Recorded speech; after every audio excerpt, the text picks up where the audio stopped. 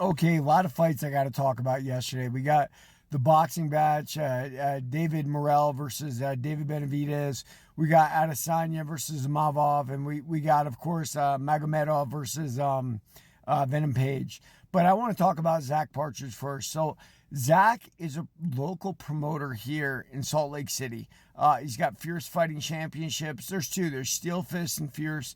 Fierce is obviously pulled ahead of Steel Fist as a promotion.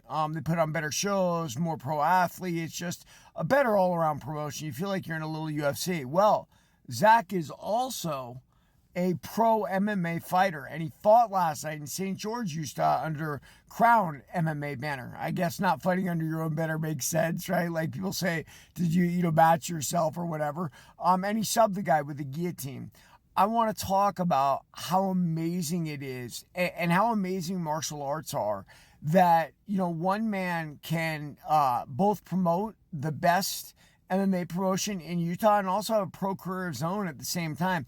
And I think that's because what martial arts are able us to do is self-actualize. We don't just get better in class and are more disciplined and more focused. We're able to do more outside of class. And that's the miracle that is martial arts. Let me tell you about an interview I remember with Rorion Gracie. But this is back mid-90s. Maybe there was a couple UFCs. And people were fascinated by the Gracie family. They still are to an extent, right? And Royce was known as maybe the worst fighter in the family, but he was the one they put out there. And there was a lot of speculation. Maybe they did that because he was skinny or whatever, and they wanted to show how powerful Brazilian Jiu-Jitsu was. Well, whatever. And Black Belt Magazine said to Rorion, are you going to fight again? And Rorion said, no. I do a different kind of fight now. Well, Zach Partridge is doing both those things at once. And that is no easy task. I mean, when you're fighting and you're trying to get into fight shape, it is a full-time job. It's one of the reasons that I don't want to delve too much.